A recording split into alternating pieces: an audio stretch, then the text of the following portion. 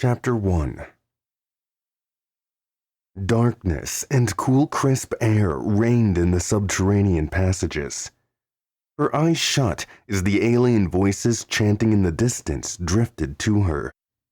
Weaving its usual peaceful atmosphere, the song ensnared and relaxed her. Cass always enjoyed this part of the dream. Despite the delicate balance of comfort and claustrophobia, she gave herself over to the strange voices. They enticed her, tempting her through the passageway, and she danced forward, heedlessly drawing her fingers along the rough-hewn walls. Then something changed. Tendrils of energy infused her body, tangling her limbs and sensitizing her skin like sunburn. She cringed and stumbled, her eyes snapping open. A striking man knelt at her feet as if proposing, and her pain receded as she admired him. Long, ice-white hair curtained his bowed head, concealing his features. Dark, faintly iridescent clothing covered his slim physique. Cautiously, she touched the crown of his head. Hair like silken feathers met her burning fingers, and a faint blue glow emanated. A static shock and a faint scent of ozone struck her. Her knees quivered and swooned, light-headed, before locking them straight and regaining her composure. "My queen, the time is nigh," he said. His baritone smoothed over her, scattering the ashes, hiding the embers of her passion. "Tell me your name," she said. "You know my name." His head tilted up, exposing his face. She inhaled, pinned by his bright indigo eyes and his dilating cat-like pupils. With his pale, sharp features, she recognized him as humanoid, but not human, though unbearably beautiful. Could a man be beautiful? "You've always known my name, my Cass, my queen." "Tell me!" She bolted upright into darkness. The caves. She was still dreaming. No, she clenched a cotton sheet in her fists. It bunched at her rapidly rising and falling chest. Her bed. She was home. Fingers fumbling the switch, Dr. Cassiopeia Barros leaned over and snapped on the light. Faced away from Julian, her fiancé, she rolled over and smiled in relief at the sight of his very normal, human body in repose. Having gotten used to her weekly troubling dreams, he didn't stir, but eventually the light woke him, and he shifted awake with a concerned frown marring his softly handsome face. Blue eyes blinking and squinting as they adjusted without his glasses, he spoke in a gravelly voice. "Hun?" He reached out and caressed her arm. "That dream again?" "Yeah." She entwined her fingers with his and lay back down, concentrating on keeping her breathing slow and even. "Bad? Sort of. Part of it was different this time." "Really?" He sat up, eyes widening. "Want to talk about it?" Did she? The intensity in his gaze unnerved her, and she compared his eye color to her dream man's. What did that say about her? Probably nothing good. Definitely nothing she wished to delve into presently. No, she really didn't want to talk about it right now, especially not with Julian. Not now, maybe later? She hoped he wouldn't push. Additional details would send him into a frenzy of scientific discovery, leading to her being questioned the rest of the night.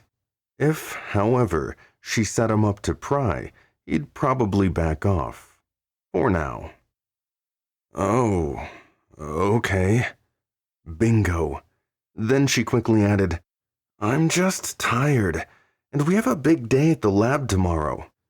"You're right. I just thought—" "Never mind," Julian yawned. "We can still get a few more hours. Think you can get back to sleep?" "No problem." After turning her light off, Cass snuggled under the covers and cozied her back to him. Julian draped a slim arm around her waist and tucked her in close. A short time later, he lightly snored while she studied the gloom, her mind reverberating with the image of the extraordinary man. Who was he? Was he real? What did his appearance and statement mean? He sounded so reverent when he spoke her name and called her queen. And how had she understood him, yet none of the other voices?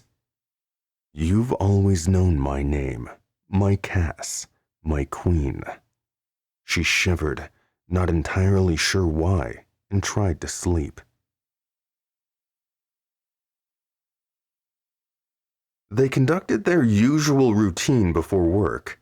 Cass lingered in the car while Julian grabbed 2 Starbucks coffees. Neither had eaten real food for breakfast since their freshman years in college. Coffee was her primary nod to a modern vice. Steaming caffeine, whipped fats, and sugary syrup satiated her better than any street drug. Staring out the passenger window, the rustic golds and russets of the turning leaves blurred as she lost herself, analyzing her dreams again. Encompassing all 5 senses, they were extremely realistic, which gave her an advantage when exploring.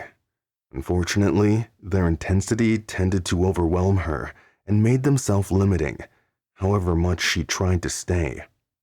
She suspected that this, more than anything, kept her from unraveling the mystery she'd carried since puberty. Enough wandering, she banged her head mildly against the window. She could never find the singers nor understand their words as they chanted a language wholly unfamiliar. The air was always cool and smelled musty, like a recently disturbed tomb, and the lighting was dim. Now this man, this beautiful alien man. Slowly tracing her fingertips through her breath's condensation on the window, she considered him. His presence was unsettling, though not necessarily unwelcome. Perhaps he might move her deciphering efforts forward.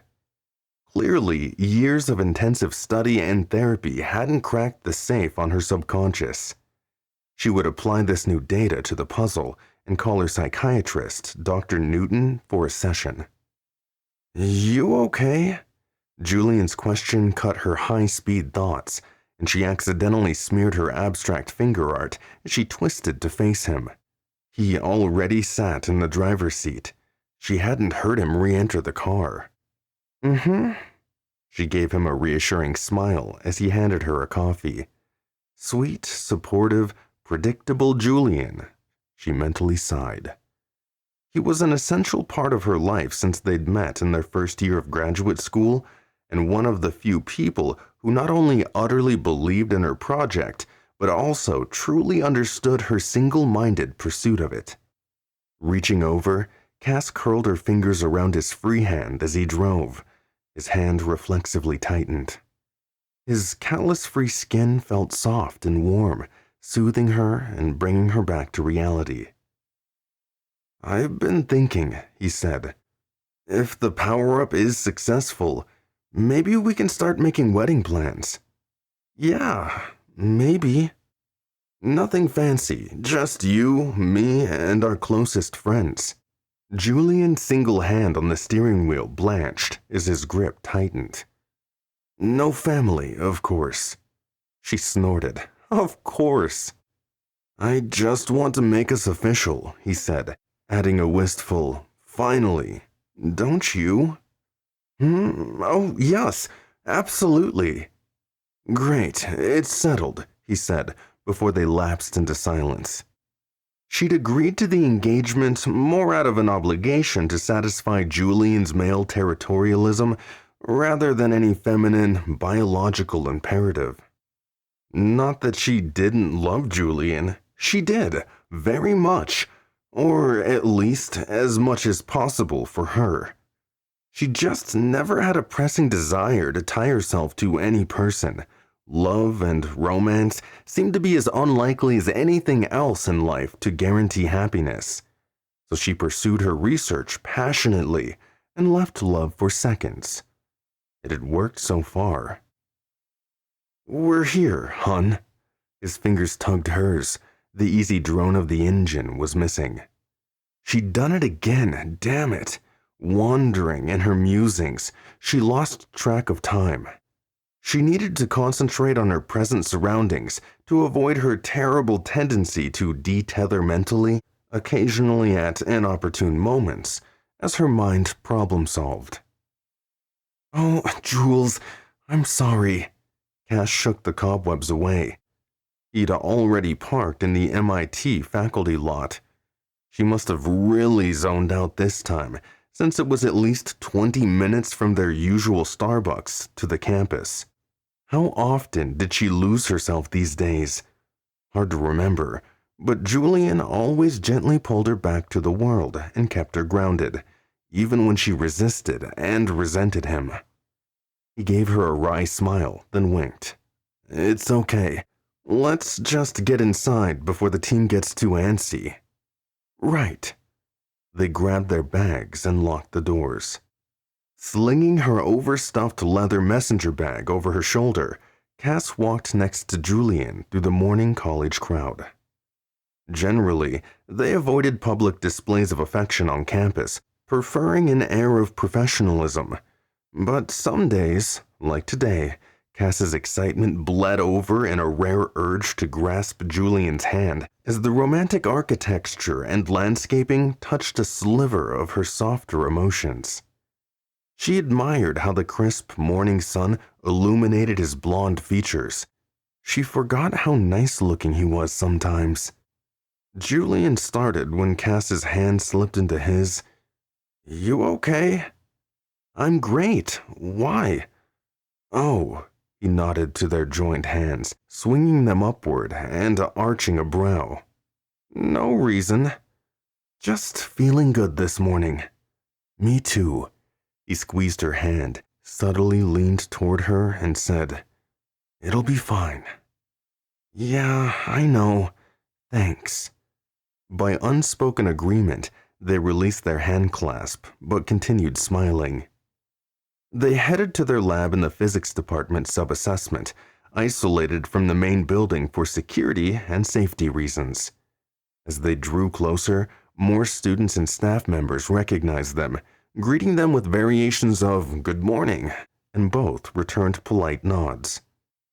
Several minutes and an elevator ride later, Cass's excitement became harder to hide, and she fidgeted and added a skipping step. A smirk pulled the corners of Julian's lips as he sidled a glance at her. Though she knew he'd control his laughter at her expense, she did her best to keep herself understated. It wouldn't do having an MIT professor acting like a fish. But she couldn't help it. They powered up her project for its first field test that morning. Of course, it couldn't physically leave the lab, so it was more of a conceptual field test rather than literal. Even so, the power-up was real, and the results, hopefully successful, otherwise the last 15 years of her education and research were a massive waste. MIT's disappointment would be directly proportional to the amount of grant money they'd invested solely upon Cass's rational, yet passionately delivered proposal. Said finances, which trickled to an end within months. This power-up needed to work, or they were all unemployment line bound with tainted reputations. A ball of dread settled in her gut. Her life and career would both dead end, but at least Julian should be able to go on since this had always been her project. Julian held open their lab's door. The glass read Einstein-Rosen Bridge. Theoretical Traversable Lab. Dr. Cassiopeia Barros. Dr. Julian Saunders. Cass smiled a thanks as she entered the carefully organized chaos. A cacophony of light and sound assaulted her as lab assistants, interns, and students scurried within the morass of exotic scientific equipment, many handcrafted by her and Julian. The lab buzzed with an atmosphere of barely contained enthusiasm that created electricity zipping along her skin. God, how she loved days like this. So much concentrated passion and brainstorming, the possibilities for discovery were endless. Dr. Barrows, Dr. Saunders, the voice of their primary assistant, Brian South, sliced the clamor. You're here, finally. It's not even 8 o'clock, Brian, Julian said while Cass smiled. We're an hour earlier than usual. The strawberry-headed young man jogged up to them from across the room, dodging equipment and people, his lab coat flapping. But today's the day! Yes, we know. Cass took a slow sip of her coffee. Julian mimicked her. Brian huffed and plucked a pen from his coat pocket. How can you both be so relaxed? He asked, his voice pitching higher as he fiddled with his pen. We've devoted years to this. And now we'll discover if my wormhole theory is correct, Cass said, sipping her coffee again. Julian waved a hand, nonchalant. The preliminary tests are positive. We don't see any reason for apprehension. Ugh, you two, I just can't believe you're so blasé about this. Julian set his computer bag down, partially sat on a work table, and crossed his ankles. Would you rather we acted more like you? Well, no, but... Brian shook his head and yanked a tuft of hair. You could at least be a little excited, show a bit of concern. He tugged on his lab coat as his neck flushed. The pens in the breast pocket shifted, nearly tipping out, and he almost dropped the one spinning between his fingers. Brian, just worry about prepping the chamber, okay? Yes, Dr. Barrows. He straightened and exhaled. It's about ready to go now. I've got the interns finishing the vacuum, and we've tapped into the main power grid. Already? She asked. You have been busy. How long have you been here? Since a little before 6? Well, if I didn't know better, I'd think this was your project. Oh, no, Dr. Barrows, I'd never... I know, she touched his upper arm, chuckling. I'm teasing you. I'm just grateful you work for me. Brian sputtered as the flush moved up to his face. Julian stood abruptly, causing the table to shift and equipment to rattle. Come on, Cass. Let's get into the groove. Can't wait to see it in action. All right, Brian said, depositing his pen in the pocket with its mates. Rubbing his hands together, Brian followed his bosses to the chamber's small control room. Cass entered, anxiety churning her stomach along with the earlier dread. So much needed to happen. So much could... Blinking red lights on the control panel indicated an active vacuum. They reflected off the plexiglass like a flat Christmas tree. Through the window, white walls contrasted with the black rubberized floor, and a 3-foot hole in the center housed a high-energy generator with an airlock to one side. The chamber was perfectly round and 20 foot in diameter. Each inch of it was burned in her memory. It should be. She'd invented it. She'd drawn the schematics and supervised its construction. She knew its functionality was surpassed only by its safety. So what about the chamber frightened her, today of all days? You've always known my name, my Cass, my queen. Chills raced over her upper body. She shivered and vigorously scrubbed her arms. Biting her lower lip, a new, unbidden fear struck her. What if it works too well? What then?